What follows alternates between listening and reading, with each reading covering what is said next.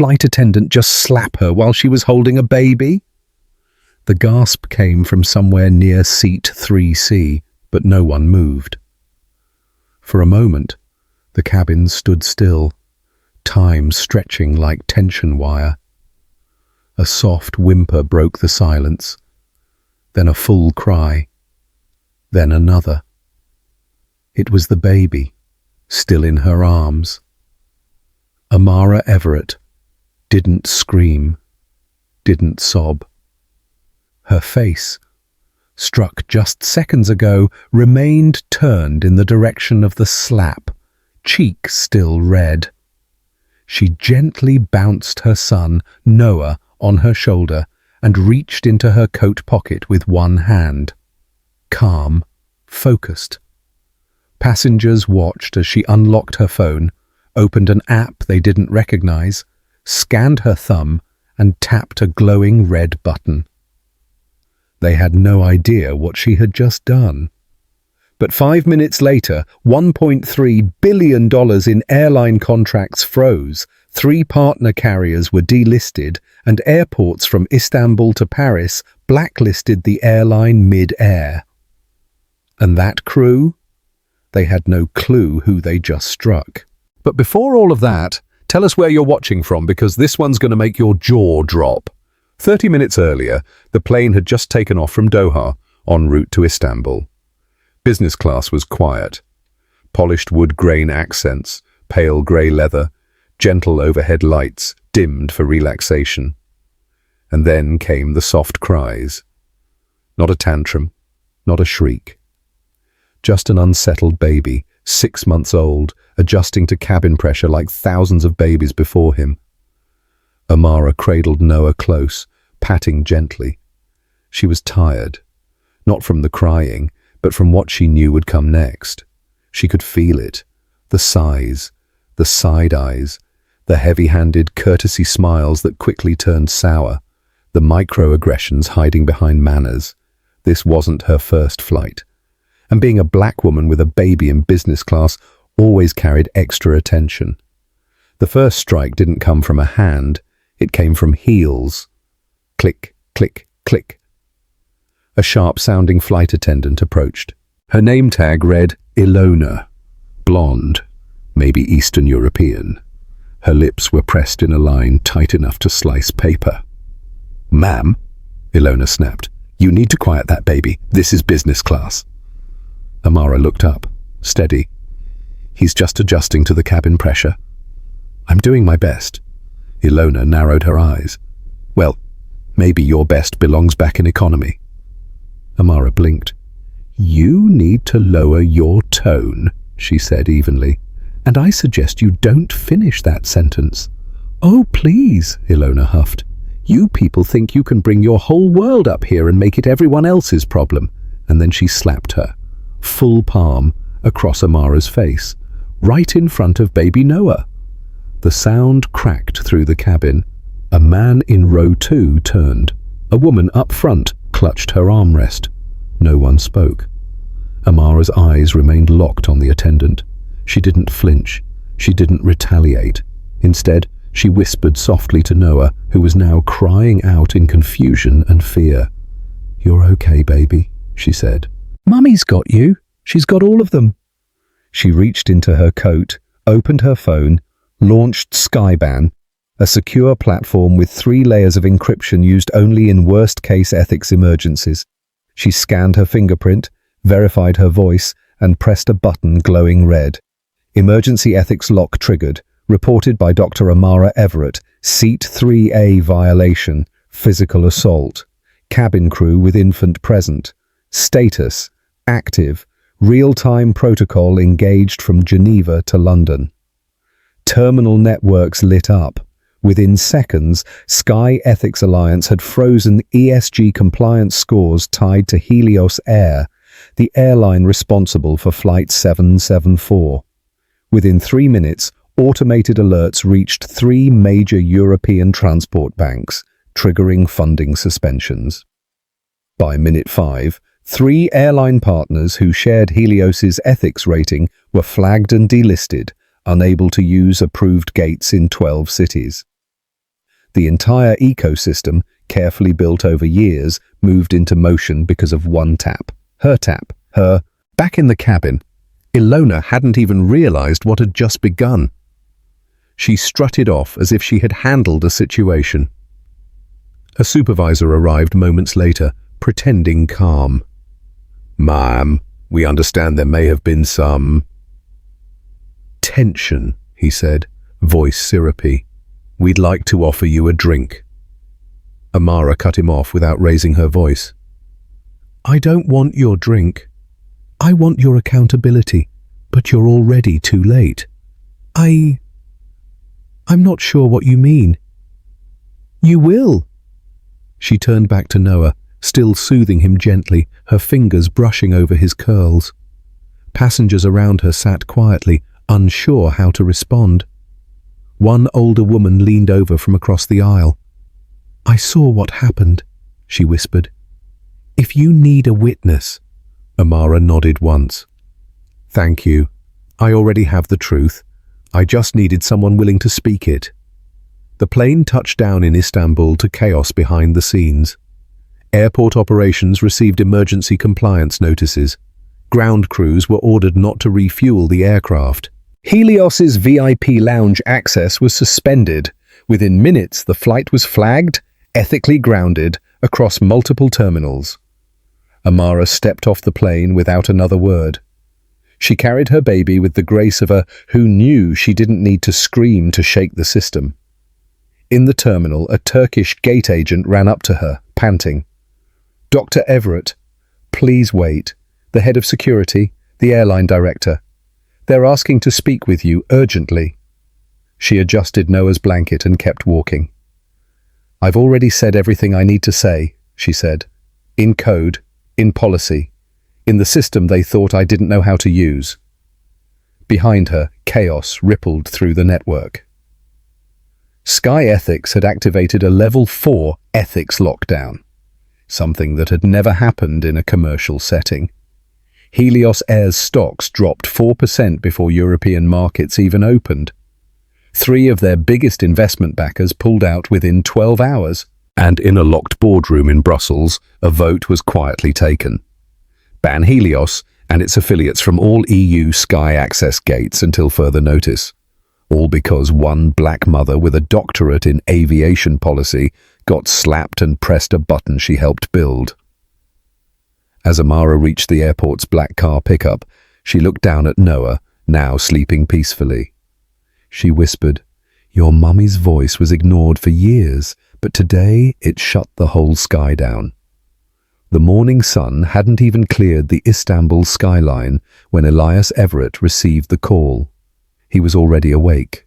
He always was, especially when Amara flew. There was something about the silence in the house when she was gone. Too still, too wide. Without her laugh echoing down the baby Noah's soft coos. The house felt like a structure, not a home. The call came through encrypted. Skyburn protocol triggered. Status Level 4, lockdown initiated by Dr. Amara Everett. Flight Helios Air 707-4 violation. Physical assault. Flight crew, infant present. Elias blinked once, then stood. He didn't ask questions. He didn't need to. If Amara had triggered the protocol, it meant it wasn't just bad. It was systemic, and it was personal. He walked to the large screen in his study, opened the secure server, and logged into Sky Ethics Command Hub. A red banner was already flashing across the top of the interface. 3 affiliate airlines frozen. 12 major EU and ME airports blocked Sky access routes. 1.3B and pending ESG-based credit now under review. And it had only been 47 minutes since the incident. Across the world, things were moving faster than anyone could contain. In Frankfurt, the legal team at Helios's investment bank was scrambling to explain why the airline's ESG risk score had suddenly dropped to critical on the global transport ledger. In Paris, Skyban's internal watchdog committee was already reviewing real-time footage from the cabin. And in Istanbul, Amara stood calmly in the arrivals lounge, her coat draped over her arm. Baby Noah snuggled to her chest. Her phone buzzed once. A message from Elias. "I've activated Skygate override. You're clear to walk away. You'll never hear their name again." She smiled softly, not from victory, but from clarity. Amara hadn't wanted to ruin anyone, but they had crossed a line that, once breached, couldn't be undone. Hours earlier, before the slap, before the silent rebellion that followed, Amara had been reading Noah a picture book on the plane. "See this one, baby," she'd whispered. "That's a cloud, like the ones outside your window. We're riding through them." She had felt eyes on her then. Watched Ilona, the flight attendant, whisper to a co-worker while casting glances her way. Saw the subtle side-eye of the man across the aisle who kept shifting uncomfortably.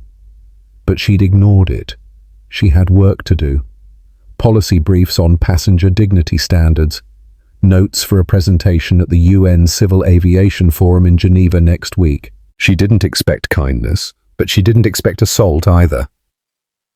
After the incident, while still in the air, the plane's internal communication started lighting up. A second attendant named Mila, younger and clearly rattled, came to check on her. I'm sorry," Mila said quietly, kneeling slightly to meet Amara's eye level. "That should have never happened. We're being told to report anything now, but Ilona said you were being aggressive." Amara looked up. "I didn't say a single threatening word," she said calmly, "and I held my baby the entire time. There are cameras in this cabin. That's all I need." Mila's face crumpled. "I believe you. I really do.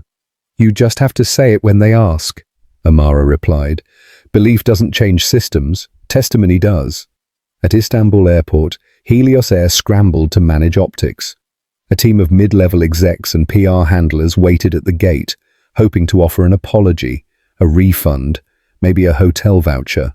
But Amara walked right past them, refusing all contact. She wasn't looking for hush money. She was the architect of the system they were now suffocating in, and they didn't even realize it.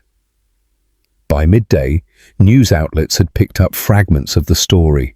Social media was on fire. A clip surfaced, grainy but real, showing a black woman holding a baby being slapped by a uniformed flight attendant. Someone on board had caught it. It went viral within an hour. She was so calm, one passenger posted on X like she knew they were about to burn for this. "Why did they think they could put hands on her while she held a baby?" another wrote. Elias, meanwhile, was coordinating crisis talks with 12 international ethics boards. Sky Ethics issued a Level 4 public dignity statement, a move reserved for only the most flagrant violations. 2 hours later, the ICAO, International Civil Aviation Organization, requested an urgent ethics panel review. 3 airline CEOs cancelled scheduled appearances at an ESG summit in Rome. In Geneva, where Amara and Elias lived, the story was now everywhere. But the power of it wasn't just the slap. It was the silence after, and the system Amara had built that responded without her needing to shout. That night, back at their home in South Kensington, Amara tucked Noah into his bassinet and joined Elias on the balcony. City lights blinked beyond them. A stillness hovered between their breathing. "You okay?" Elias asked. "I'm tired," she said honestly, "but I'm not shaken. You did the right thing." "I know." She sipped her tea, looked out across the skyline, then added, "They'll expect an apology. They can expect whatever they want." "You're not the one who needs to say sorry." Amara turned toward him, eyes soft but clear. "I don't want vengeance." Elias nodded. "You didn't get vengeance. You gave them consequences. Tomorrow, She would be in front of a camera, not for press, but for policy. She would be briefing the Sky Ethics Consortium on a new proposed clause, zero tolerance infant risk mandate, and her case would be used as the standard. The woman they slapped was the one who wrote the rulebook on dignity, and now the world would watch her write a new chapter. Amara Everett didn't walk into rooms with a need to prove herself anymore, not since she'd rewritten the ethical guidelines that most of the global aviation industry now depended on to stay in business. But today wasn't a normal meeting. This wasn't a policy summit or a routine ethics hearing. This was an emergency session of the Sky Ethics Consortium, with representatives dialing in from Brussels, Singapore, Toronto, Lagos, and Washington, D.C. And at the center of it all, Flight 774. The incident had reached a boiling point faster than anyone expected. But what none of them knew, what the airline was only beginning to understand, was just how deep Amara's influence ran. She wasn't just a policy advisor. She was the co-founder of Sky Ethics' International Passenger Dignity Framework. She was one of 3 people in the world with override clearance to initiate a Level 4 lockdown without a review panel, and 5 minutes after that slap, she'd pulled the trigger. "Thank you for convening so quickly," Amara said, her voice steady as she addressed the virtual room of regulators, executives, and legal officers. Behind her, a large screen displayed paused footage of the in-flight assault. "I'm not here for revenge," she continued. "I'm here for integrity, because if a woman holding her baby can be assaulted mid-air by a uniformed crew member and nothing happens, then this whole system we built means nothing." No one spoke. She took a breath, then tapped her tablet. The system worked exactly as it was designed to. Funding froze. Contracts were halted, gate privileges revoked. But the question we must now face is, how did this still happen? And what do we do next? While Amara led the summit, Helios Air was imploding behind the scenes. The airline's board of directors had gone into full crisis mode. Their chief ethics officer resigned within 12 hours of the incident. Their ESG compliance advisor was placed on indefinite leave. The CEO, Martin Duval, was still unreachable. Rumors swirled that he was on a private jet en route to Dubai, trying to negotiate side deals to preserve routes before they were all cancelled. But it was too late. The damage was viral, financial, and regulatory all at once. On the ground, stories were pouring in. Passengers from Flight 774 had begun speaking to media anonymously. One man posted a video from the gate after the incident. She didn't yell, didn't argue. She just pressed one button, like she knew the system would do the rest. You could feel it. She wasn't scared. She was in control. A Turkish airline worker shared on Instagram, "We were told to reroute Helios planes because their ethics score dropped to non-compliant." That's serious. I've never seen that before, and it was her report that did it. Back in the US, headlines ran wild. "Woman holding infant slapped mid-flight. Turns out she wrote the rules, airlines follow." Dr. Amara Everett quietly topples 3 airlines in 5 minutes. The most powerful voice in aviation just made a statement without saying a word. After the meeting ended, Amara sat in silence in her office. No cameras, no noise, just her, and the question she had buried for years. Was it enough? She never wanted to be famous, never wanted headlines or hashtags. She had built systems like Skyban and Sky Ethics because she knew what it felt like to be dismissed, talked over and judged, all while doing everything right, being black, being a mother, being too composed, being too qualified. There was always a reason they found to look past her, until now. Now the world was looking directly at her and listening. Later that night, Elias returned home after a security briefing in Brussels. He found Amara curled up on the couch, baby monitor on the table, CNN muted on the screen. He leaned over, kissed her forehead. "You didn't flinch," he said softly. "I couldn't afford to," she replied. "You know what the banks are calling this?" Amara raised an eyebrow. "The Everett event," she snorted. "Sounds like a cosmic disaster." "Depends who you ask," Elias said with a grin. "To Helios." It was. The next morning, something unexpected happened. A woman, older, sharp-eyed with a French accent, requested a private meeting with Amara. She introduced herself as Colette Meunier, former head of passenger ethics at Airlines, one of the top-rated luxury carriers in Europe. "I've followed your work for years," Colette said, her tone reverent. "But I never thought I'd see the day a system you designed would actually trigger against the people it was meant to restrain." Amara didn't respond immediately. Colette leaned forward. "I've retired, but I still sit on the Global Flight Accord Advisory Board. We're proposing a motion to name a new clause under the Passenger Dignity Framework." Amara tilted her head. "What clause?" Colette smiled. "The Everett Clause. Automatic ethics lockdown triggered if a crew member commits physical violence against a passenger holding a dependent child." Amara blinked. "That's not necessary." Colette's smile didn't fade. Neither was a slap. The very next day, Sky Ethics ratified the clause unanimously.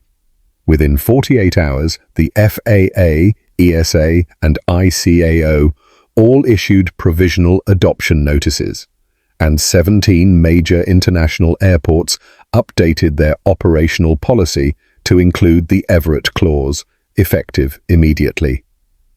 Helios Air? Their ethics score remained frozen. Their emergency audit revealed 4 previous complaints of physical intimidation by the same flight attendant, Ilona, buried by internal staff. Ilona was terminated. So was the supervisor who enabled her. Back in Geneva, Amara took Noah for a walk by Lake Leman. A light breeze passed over the water, and Noah laughed at the wind catching his curls. Amara crouched next to his stroller and whispered, "You won't remember this, baby." But one day, when they ask why things changed, they'll say it started because your mother didn't scream. She documented. They called it the slap scene around the skies. Within 48 hours, footage from Flight 774 had been viewed over 92 million times across platforms, not just for the violence, but for the silence that followed. Because Amara Everett didn't scream. She didn't fight. She held her baby, pressed one button, and watched the world rearrange itself around her. The video came from a quiet young man in seat 14A. No one even noticed he was recording. He uploaded the footage with the caption, "She didn't deserve that. Neither did the baby." That's all it took. CNN ran a segment called The Quietest Rebellion. NPR aired a piece titled "Dignity Under Fire When Calm Becomes Power." Even Trevor Noah posted, "Forget CEOs yelling on planes. This woman pressed a button." Now watch 3 airlines melt. Amara sat in silence. Her baby Noah curled asleep against her chest while the world erupted outside. Her inbox filled with interview requests, politicians, think tanks, women's organizations. Even the White House wanted a comment. But she wasn't ready to speak. Not yet. Because something kept haunting her. No one had apologized. Not Ilona, the flight attendant, not the airline, not the flight crew who watched it happen. All she got was a generic, "We are conducting an internal review," email that made her want to laugh, or scream, or both. Instead, she forwarded the email to her legal team. Then she called her mother. "Mom," she said quietly, holding the phone between her shoulder and cheek while cleaning up Noah's bottle. "You saw the video?" "Baby, the whole neighborhood saw that video. The girls at church haven't stopped talking." Amara sighed. I didn't want this attention. Her mother's voice was gentle, but firm. You didn't ask for it. But now it's here, so you choose what to do with it, just like you always have. Pause. And for the record, I'm proud of how you held your ground. That woman forgot who she was touching. Amara didn't speak for a moment. Then she smiled. Thanks, Mum. That same evening, an unexpected delivery arrived at the Everett home. A man in a crisp navy suit stood at the door holding a small box marked confidential. It wasn't from Helios Air. It was from Sky Vista Compliance Commission, a private auditing firm contracted by multiple global aviation ethics boards. Inside the box was a flash drive and a letter. Dr. Everett, per Clause 814 of the Passenger Ethics Cross-Verification Treaty. You are entitled to receive sealed staff records if directly involved in a Tier 1 ethical breach. We believe the contents of this file are of interest. What she saw next shifted everything. The flash drive contained a full misconduct history of Ilona, the flight attendant. 7 prior complaints in 4 years, 2 for physical aggression, 5 for racially coded language. 1 passenger in 2022, a single black mother, had filed a written complaint after being publicly humiliated by Ilona for bringing a screaming child on board. The case was closed internally. No disciplinary action. Worse, a memo showed that Ilona had been flagged twice for emotional instability under pressure, but cleared for international flights anyway. Amara's hands shook as she closed the files. It wasn't just a slap. It was a system that had protected a pattern. And now, that system had a spotlight on it. She knew what she had to do. The next day, Amara appeared live on national television, not as a victim, as a witness. Standing in front of a black backdrop with only a single photo of Noah behind her, she spoke plainly. What happened to me was not an isolated incident. This flight crew didn't just fail me, they failed every passenger who saw a mother attacked and said nothing. And the airline? They protected that failure over and over again. But we're done whispering about it. Today, I'm filing a formal federal ethics violation against Helios Air and its 3 partner carriers. I'm calling for a full Senate review of passenger safety for parents traveling with dependents. And I'm activating the Skyban protocol under international treaty, banning Helios from operating in 38 airports worldwide until they adopt the passenger integrity framework. This is not about punishment. This is about prevention. And most of all, this is about what happens when we stop asking for justice and start designing it. The fallout was immediate. Helios stock dropped 17% in 1 hour. 2 partner airlines, SkyZion and Aerolux, scrambled to distance themselves. 3 airport coalitions froze their contracts. The FAA confirmed it would open a full inquiry. And for the first time in public history, a passenger-led federal ethics complaint triggered a joint investigation by the FAA, EACA, and ICAO, a tri-continent regulatory response. They didn't just watch the slap, they acted because of it. But perhaps the most powerful moment happened days later when Amara received a letter. It wasn't official, it wasn't corporate, it was handwritten. And it came from a woman named Ria, who had sat in 13B on that flight. It read, "Dr. Everett, I froze when I saw her hit you. I should have said something. I didn't. And I've hated myself for it ever since. But then I watched what you did, how you held your child, how you pressed that button like it was the calmest thing in the world. You didn't just protect your baby, you protected us too. Thank you for showing the world how power looks in silence." That night, Amara held Noah a little longer. She kissed his forehead and whispered, "You'll never have to ask if your voice matters, because mine already answered." Amara Everett had expected legal blowback. What she didn't expect was reverence. Within 72 hours of her televised statement, her name had been cited in more than 200 policy memos, 47 news editorials, and 15 university law blogs dissecting her use of the Skyban protocol. But Amara wasn't celebrating. She was preparing because she knew what came next. Pushback from the old guard. And they wouldn't come at her directly. They'd go after the system she built. It started with a whisper, an anonymous op-ed in the Financial Times titled, "Too Much Power in One Passenger's Hands." The article didn't name her, but it questioned whether non-elected individuals should be able to override aviation access globally. That same day, a retired airline executive went on cable news and called Amara's actions emotional and disproportionate. She'd seen this tactic before. Minimize, dismiss, reframe her calm as irrational, her expertise as emotion. But this time, they weren't just questioning a black woman's response. They were challenging the very ethics charter she helped write. That evening, Amara received a call, not from a journalist, not from an airline, but from Senator Anika Jordan. "Dr. Everett," Anika said, voice low, calm. "The FAA committee wants your testimony." Amara paused. "They're convening hearings." Senator Jordan exhaled. "Not just hearings. They're reopening the Aviation Accountability Act. You've started something bigger than you realize."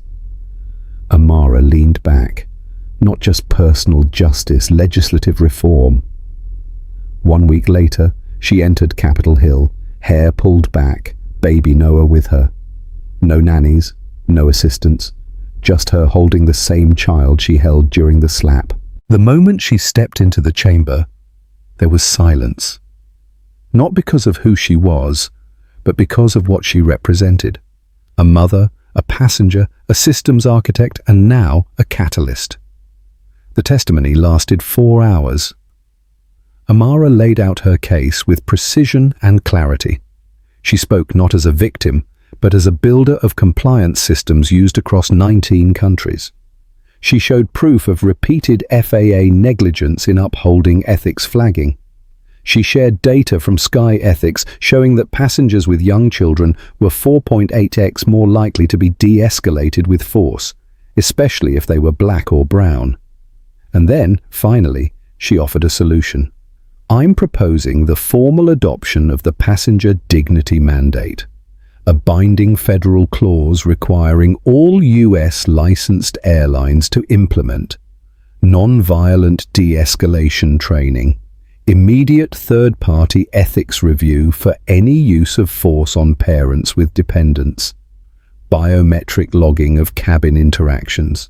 If an airline fails to comply, it loses access to the Sky Ethics Green List, which 63 international airports now require for clearance." When she finished, no one clapped. They sat in silence. Some stunned, some humbled, some afraid. Because she hadn't just testified. She'd redefined the rules of flight. That night, Amara returned home, exhausted. Her baby was finally asleep. The lights were off. The house was quiet, until her husband, Elias, walked in holding a letter. "It's from ICAO," he said. "Came via secure courier." Amara opened it slowly. Inside, a formal acknowledgement. The Everett Clause is now under preliminary adoption for international aviation law review. You have restructured the framework for what passenger dignity means in a post-pandemic world. The next morning, something even more unexpected happened. Her former law professor, Dr. Samuel Graves, the man who once told her she'd never lead from behind a screen, wrote an op-ed in The Atlantic titled "The Quiet Rewrite of Aviation Law, Led by a Black Mother." He ended the article with, "What began with a slap ended with a system rewriting itself to prevent the next." Dr. Everett did not yell. She simply made sure her son would never need to. At Helios HQ, panic had set in. 3 ethics audits were in full swing. Board members resigned. Investors began pulling ESG funds. In the middle of it all, a whistleblower leaked a memo. Flight 774 incident could have been avoided. Internal flagging on Ilona was suppressed to meet staffing minimums. It was the final nail. The CEO of Helios stepped down live on CNBC. But even then, Amara made no comment. She didn't need to. The world was speaking for her now. One last surprise came quietly. From the United Nations. They requested her attendance at the Geneva Global Passenger Rights Summit as keynote speaker. The invitation letter ended simply, because silence is not absence. Sometimes it is the sound of power shifting.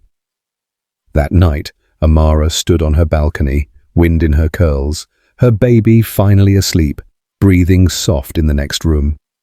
Elias came up behind her, wrapping his arms gently around her waist. "Do you think it's over?" he whispered. She thought for a moment, then shook her head. "No, but I think it's beginning again. On our terms, this time." She closed her eyes and let the quiet speak for her. For a few days, the world believed Helios Air might just admit defeat.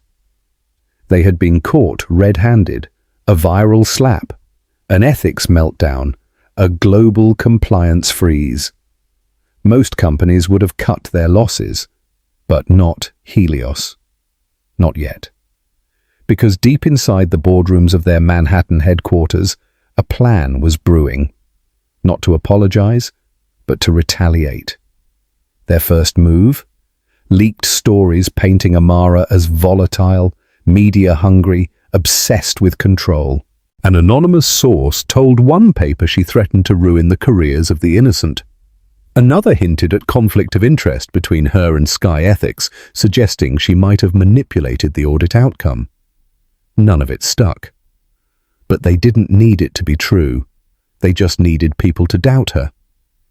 Meanwhile, Ilona, the flight attendant, went on a right-wing podcast, cried on camera, claimed she was the victim, said Amara, shoved her shoulder first, accused her of using the baby as a shield to escalate things.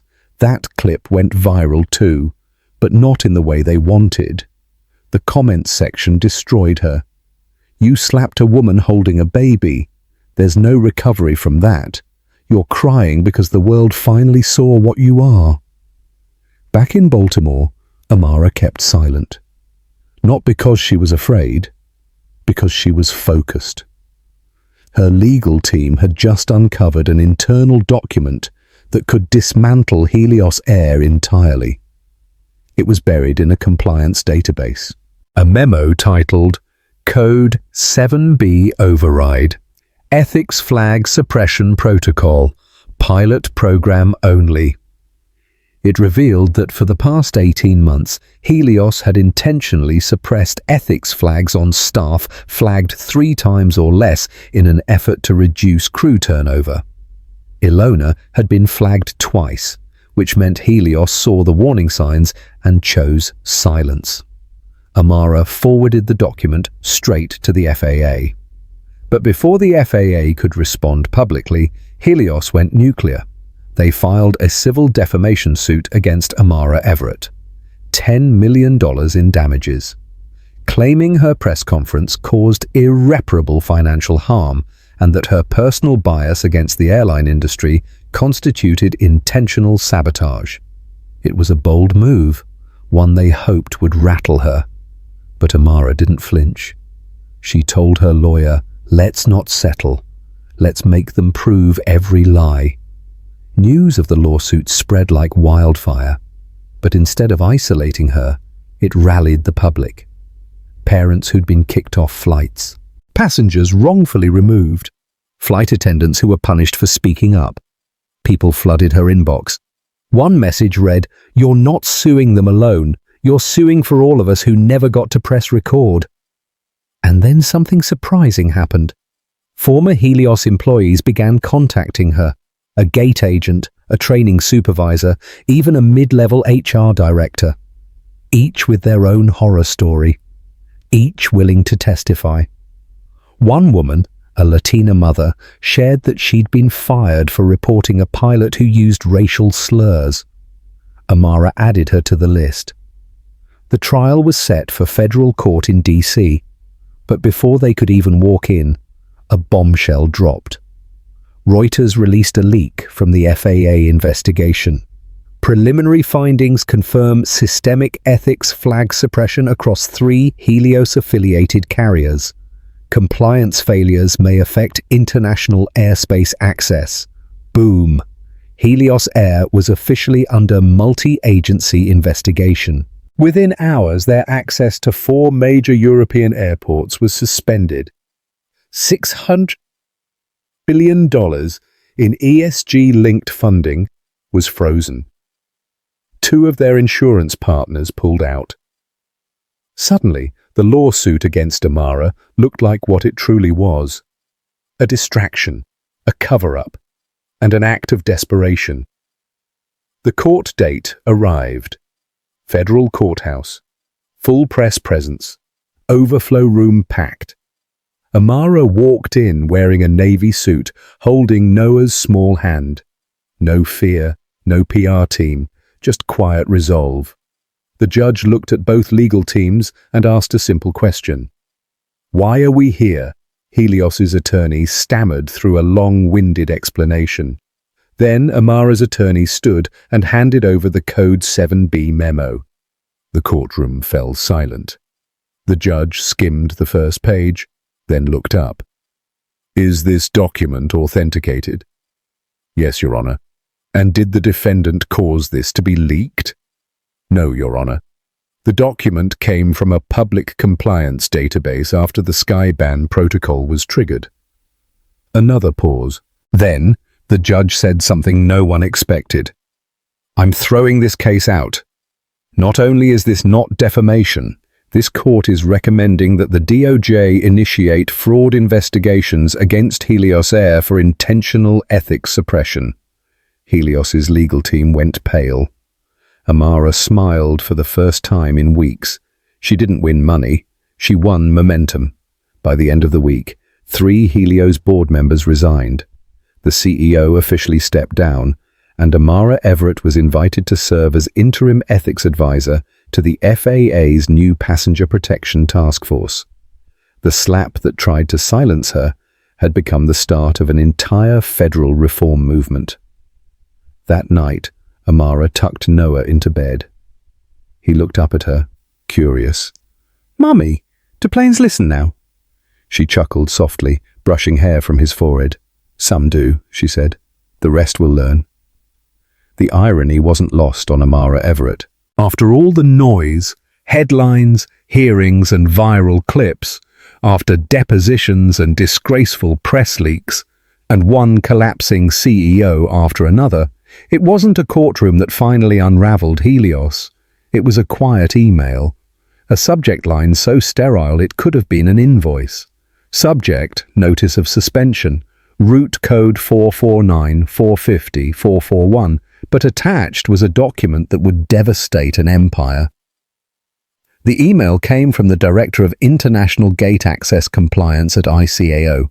It stated plainly, Helios Air's failure to comply with international ethics synchronization protocols under the Skyband Treaty has resulted in the temporary revocation of transatlantic routing codes 449, 450, and 451. These codes correspond to New York, JFK, Heathrow, LHR, Los Angeles, LAX, Charles de Gaulle, CDG, Atlanta, ATL, Frankfurt, FRA, 3 of their most profitable international routes. Gone. Effective immediately. By noon, Amara's inbox was full. Reporters, analysts, foreign regulators, even the CEO of an unrelated European airline wrote to her privately, "I have studied your ethics systems. We will be implementing the passenger dignity protocol company-wide. Thank you, Dr. Everett. You changed the standard. But Amara didn't reply to anyone that day because her real work wasn't in her inbox.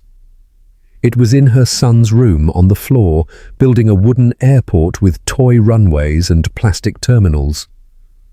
I gave all the pilots candy, Noah announced, handing her a tiny Lego. They fly better when they're happy. She smiled. Wish the real ones understood that. Meanwhile, in Geneva, the Global Flight Integrity Council convened. The chairwoman called for a vote on the table. The formal adoption of the Everett Clause, a treaty-level framework making passenger dignity an enforceable legal standard. The vote passed. 23 touted to the only 2 against it, airlines that no longer had access to Sky Ethics Green List. That night, Amara received a message from an unexpected name, Ilona Sarker, the former flight attendant, the one who'd slapped her, the woman at the center of it all. The message was short. I lost everything. I thought I was just doing my job. I didn't realize your silence was louder than all of us. I'm sorry. Amara stared at the screen for a long time, then deleted the message. Some things didn't require replies. 3 days later, the FAA issued its formal directive. As of July 1, 2025, any airline failing to implement the passenger equity framework will be considered non-compliant for domestic and international routing approvals. That meant ethics flags were now mandatory review triggers. Physical interactions with passengers had to be biometrically logged. Discriminatory or escalatory behavior from crew could jeopardize route access. And at the center of the directive was a phrase that stunned even Amara. This framework will hereby be referred to as the Everett Standard. She didn't cry, she didn't cheer, she just whispered, "Let it hold." A month later, she stood inside a redesigned Helios terminal, one now operated by a new ownership group. The old branding was gone. In its place, Sky Dignity Airlines, the first US-based carrier to be fully ethics certified under the Everett Standard. A young black woman in a crisp new uniform walked up. "Dr. Everett?" Amara turned. The woman beamed. "I trained on your ethics modules. It's required now for all of us. We start every shift with a check-in that says, passenger dignity is non-negotiable. It's changed everything." Amara smiled gently. "Good." The woman hesitated, then added, "Also, I hope you don't mind, but we named the infant seating program after your son." Amara's eyes widened. The woman explained, "It's called the No-A Zone, a priority space for parents flying with young children. No extra charge, no judgment, just room to breathe." That time, Amara did cry. She walked through the terminal in silence after that. Every flight number felt like a sigh released. Every boarding announcement felt like closure. But she didn't go straight home. Instead, she stopped at a quiet corner of the airport, a window overlooking a tarmac where planes ascended like prayers. She stood there for a long while until Elias found her. "Hey," he said, "they're asking if you'll speak at the UN again." She shook her head. "Let someone else take the mic," she said. "I've said what I needed." He nodded, then pulled something from his coat pocket, a small metal plate, about palm-sized, etched with, "In honor of Dr. Amara Everett, who taught us that dignity doesn't need to shout." "Where did you get that?" she asked, touched. "They're installing it on the foundation beam of the new FAA Ethics Command Center in DC." She looked down at the plate, then up at the sky. No more slaps, no more whispered protocols, no more gate agents deciding who looked like they belonged. Just systems, truth, and a new standard written in her name. By now, Most of America had heard the story.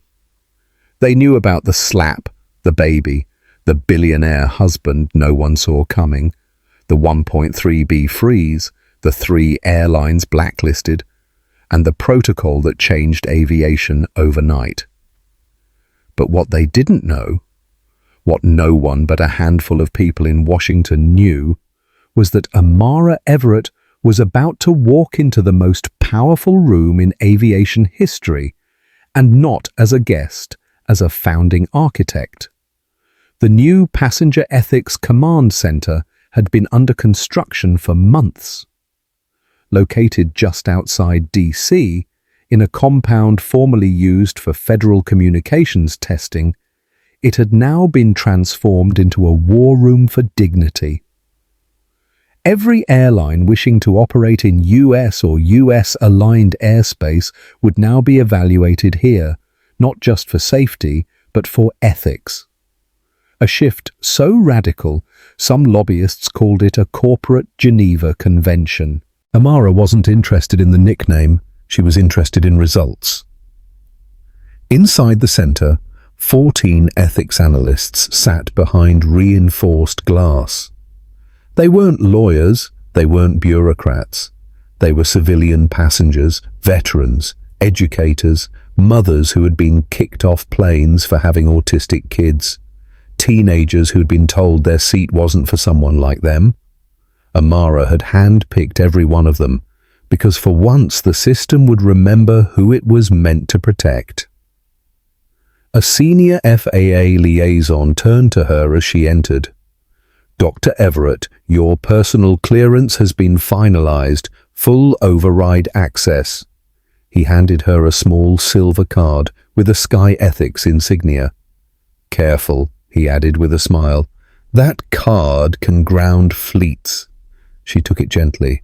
"Only when they deserve it," she replied. Meanwhile, headlines around the world began calling the new framework the Everett Doctrine. Journalists described it as the moment where consumer justice finally got teeth, the end of anonymous cruelty at 30,000 feet, the first time a slap rewrote global aviation policy. But Amara avoided the media. She stayed with the team, training, testing, listening. One morning, as she walked the main hallway of the command center, she passed a memorial wall. On it were digital portraits of passengers who had been wronged. Some had gone viral, others never got their stories heard, but each face was proof. Silence had cost too much. She paused at a photo of a young black father holding his crying daughter on a delayed tarmac. Amara whispered under her breath, "No one forgets you now." Then came the test case. An international carrier, Nova Skyways, based out of South Africa, had failed to comply with ethics on boarding across 5 flights. But unlike Helios, they didn't deflect. They didn't sue. They sent a full internal audit, suspended 17 employees voluntarily, and requested guidance to rebuild under the Everett standard. It was the first time an airline didn't just obey, they believed, and Amara approved them for provisional compliance. The media expected fireworks. Instead, they got grace. But not everyone was happy. A senator from a southern state held a hearing claiming the FAA was weaponizing empathy. He called the passenger equity framework an overreach by unelected emotionalists. Amara watched the hearing from her office. When asked to testify, she sent a simple message. What's being called emotional is actually measurable harm. Every slap, every scream, every ejection without reason, we finally have tools to track them. That's not overreach. That's accountability. The next day, the senator quietly withdrew his opposition. One night, well past midnight, Amara found herself in the main observation room alone. Dozens of screens blinked with real-time cabin feedback, passenger reports, biometric stress indicators, crew behavior scores. Elias walked in holding 2 cups of coffee. "You're not sleeping?" She shook her head. "There's a flight from Dallas. Crew seems tense." Same gate that ejected that boy last year. You've rebuilt the whole system. You can breathe. She looked at him. That's the problem, Elias. I don't think we've rebuilt it. We just finally saw what it always was. Now we have to keep watching. 2 weeks later, a small commuter airline violated the protocol. A mother of 3, black, low income, was forcibly moved from her seat so a platinum member could be more comfortable. No one recorded it, but the biometric sensors picked up everything. Raised heart rates, escalated crew tones, aggressive hand movements. The footage was flagged, and within 17 minutes, the airline's route access to 4 mid-size airports was temporarily revoked. Passengers on board were rebooked automatically with compensation. The news broke the next day. New FAA Ethics Center grounds regional carrier in 17 minutes after dignity violation. The world had changed, and now it could respond fast enough to matter. That weekend, Amara went home to Baltimore. Noah was playing in the yard with his Lego planes. He looked up and asked, "Do planes still slap people?" She smiled, kneeling next to him. "Not if they want to keep flying." He nodded, satisfied, then added, "Can I be in charge when you're done?" She laughed. "You already are. You're the reason any of this started." It started as a flicker, a red pulse on a dashboard screen, then 2, then 7. Inside the Ethics Monitoring Command Center, built under FAA Regulation 74B, the entire northeast quadrant went active. 7 flights, 4 airlines, all flashing ethics violation, priority code red. On screen, a crew member could be seen shoving an elderly passenger's carry-on back at her lap. Another screen showed a child being told to shut up or be removed. In Detroit, a black family was bypassed for meal service while every other row was served. The AI didn't hesitate. The system triggered what Amara Everett designed, Gridlock Light, a temporary ethics-based routing pause that held flights from pushing back until human analysts confirmed or cleared the violations. And this time, it didn't take hours. It took 8 minutes and 46 seconds.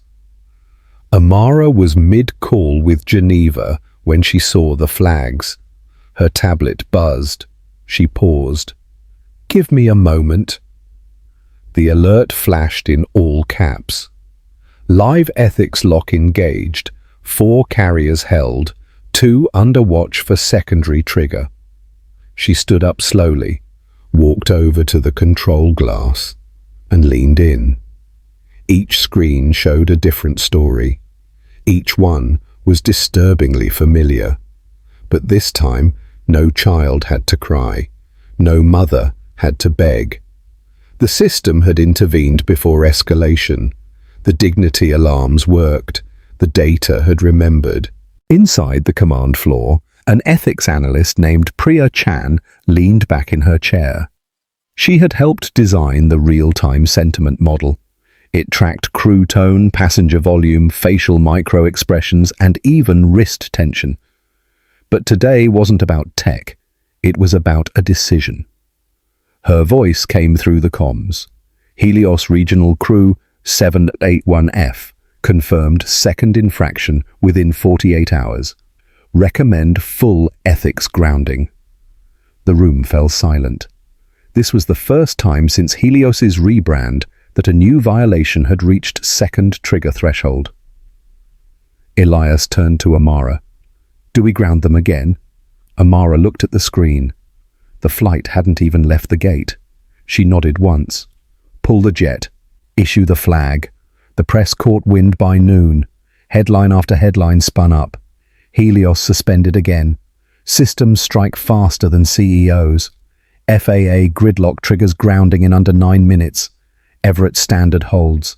The ethics revolution when a system cares more than people used to. One late-night anchor simply said, "If your airline doesn't have a soul, Amara Everett's system will get it one." Meanwhile, social media was ablaze. a TikTok from a teenage girl on board one of the grounded flights went viral. In it, she filmed the moment the captain came on intercom and said, "Ladies and gentlemen, due to an ethics systems trigger, we will not be departing until further notice. Please know this is not a delay. It's a decision to respect your dignity."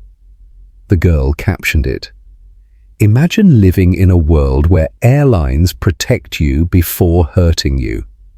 The video got 28 million views in 36 hours. Amara wasn't celebrating. She was thinking. At a press briefing, a journalist asked her, "You've built a system that predicts harm before it happens, but are you worried people will start gaming it? That it'll be seen as just another rule book to bend?" She stared for a long moment, then said, "Systems don't stop cruelty, but they interrupt it." And in that pause between action and reaction lives the chance to change. That night, she returned to Baltimore for the weekend. Elias was waiting on the porch. Noah had fallen asleep inside, curled up with a toy plane in one hand and an FAA security badge in the other. Amara's badge, laminated, now his favorite treasure. "You okay?" Elias asked.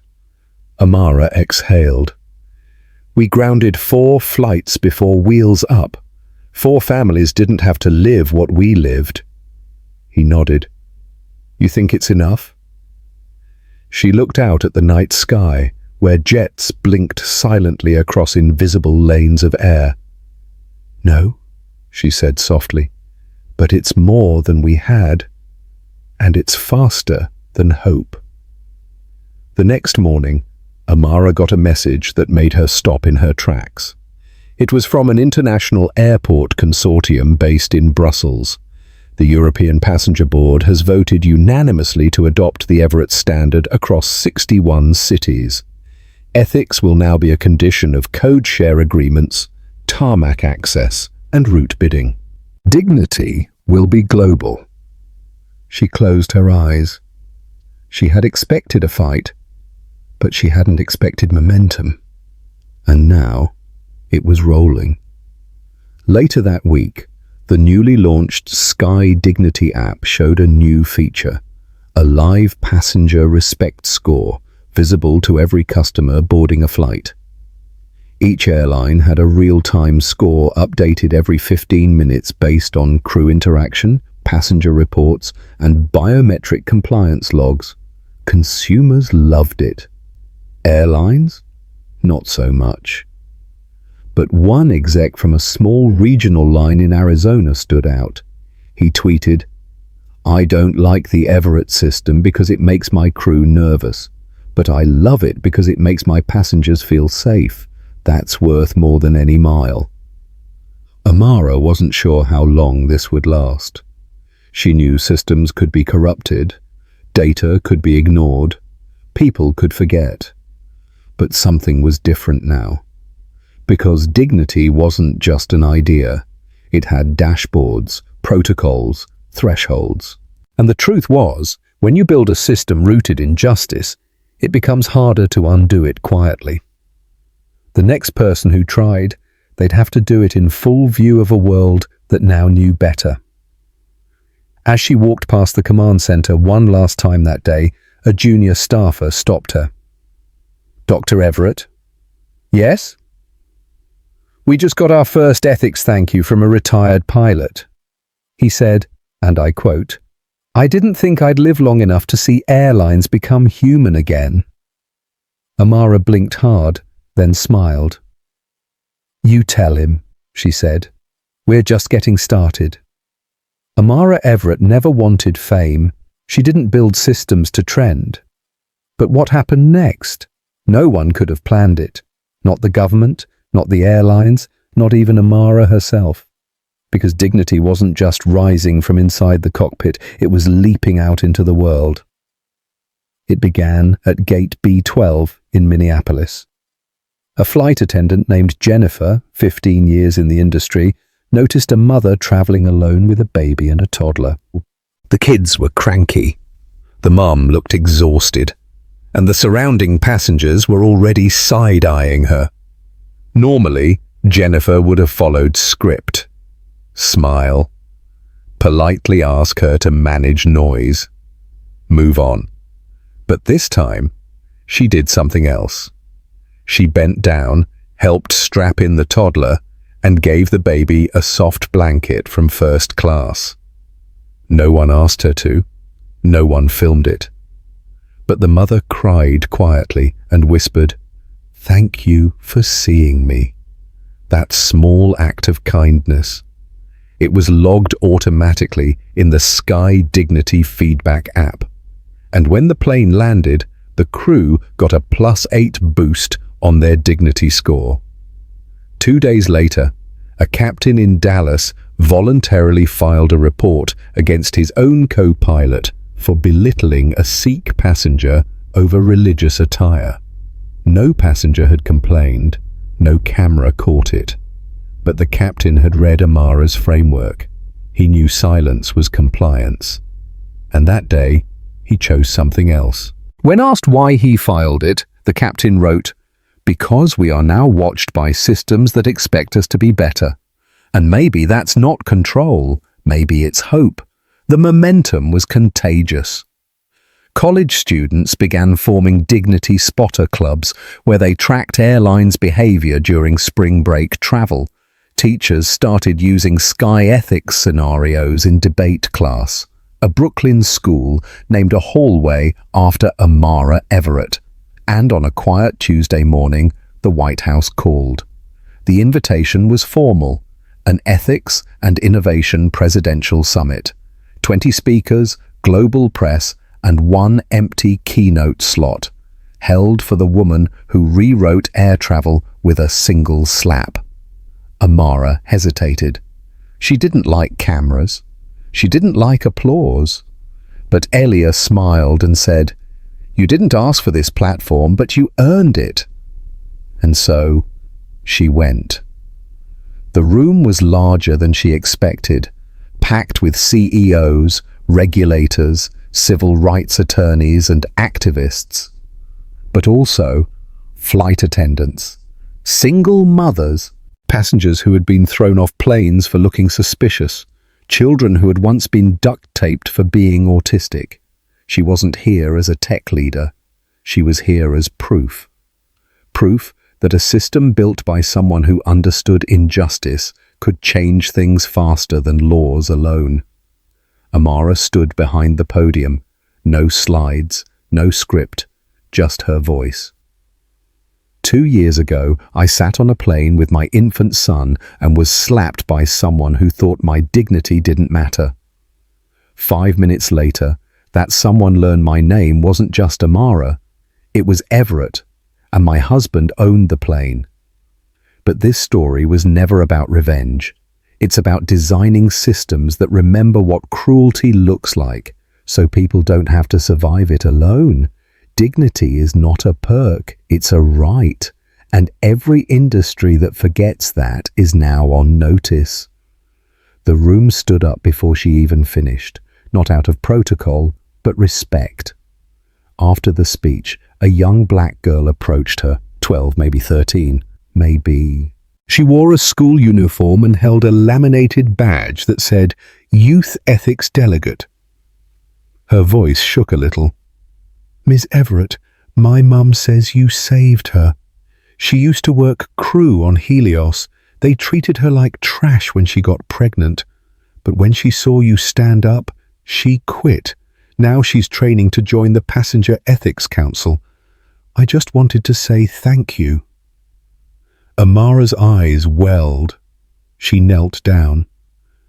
"Tell your mum." She didn't need saving. She just needed the world to finally make room for her fire.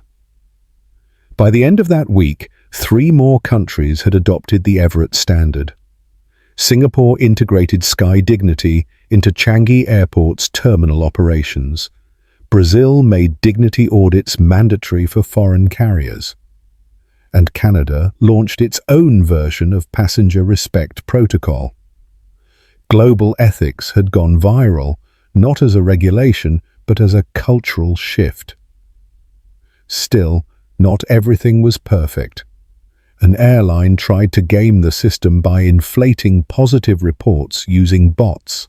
Another tried to bribe a Sky ethics developer, but this time whistleblowers weren't scared. They had a system backing them. And when the FAA dropped the hammer, suspending route access and imposing a $26 million penalty, the public cheered. For once, accountability wasn't quiet. It was loud, visible, unapologetic. Back in Baltimore, Amara sat in her garden with Noah asleep on her chest. Elias read the latest headlines aloud. Everett nominated for Presidential Medal of Freedom, the woman who made airlines human again. Amara Everett's slap heard around the world. She chuckled. "This is so strange," she whispered. "I built software. I didn't mean to start a movement." But Elias put an arm around her. "You didn't start one," he said. "You named it. You gave it structure. You gave justice something to plug into." And that night, in airports from Atlanta to Amsterdam, flight attendants adjusted how they spoke. Passengers knew where to report. Kids with speech delays weren't forced to be silent. And black mothers holding babies, they were offered help, not suspicion. Because one woman held the line and made the skies a little less cruel. They always come for you in the end. When you build something bold, when you speak too clearly, when you make it impossible to ignore the truth. For Amara Everett, the backlash began quietly, then loudly, then strategically. A tabloid ran a headline. Was it staged? Sources say Everett's slap incident was engineered for sympathy. A former Helios PR director went on morning TV. We have to ask ourselves if we're letting emotion drive policy. Should a personal story rewrite global aviation laws?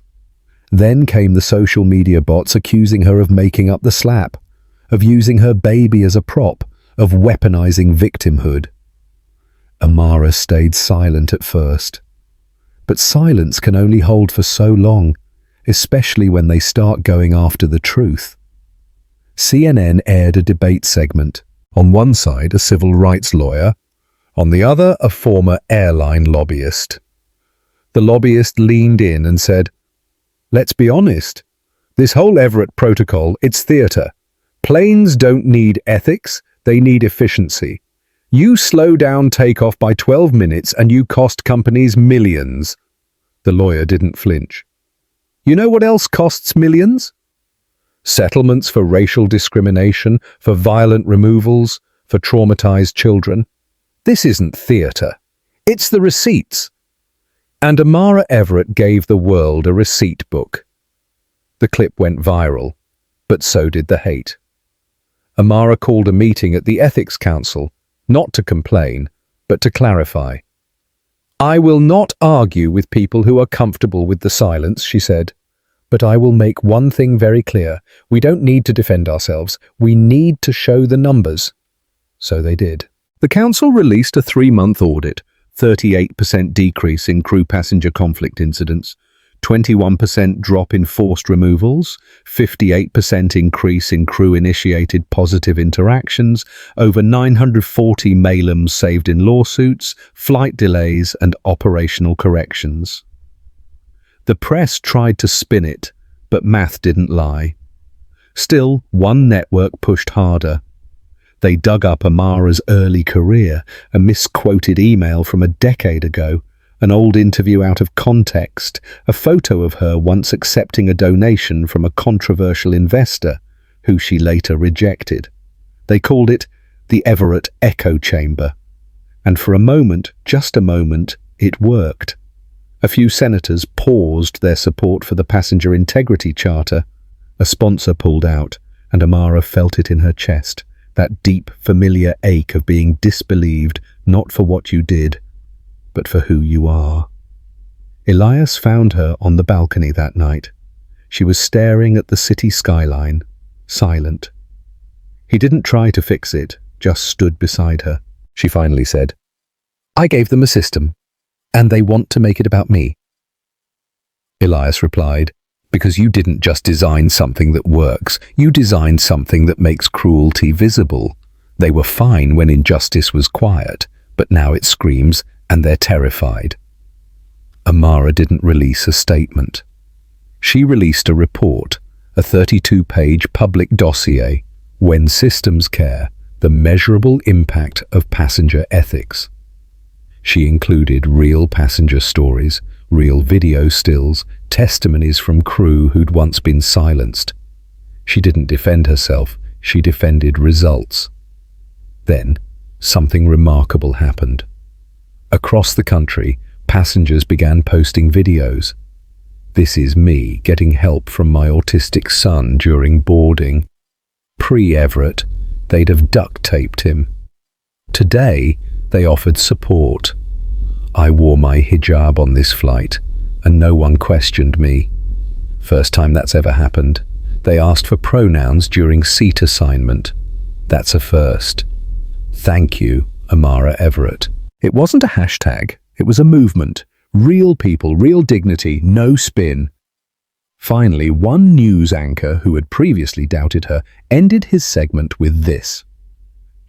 "Whatever you think about Amara Everett's story, let's get one thing straight. Since her protocol went live, there's less fear at 30,000 feet.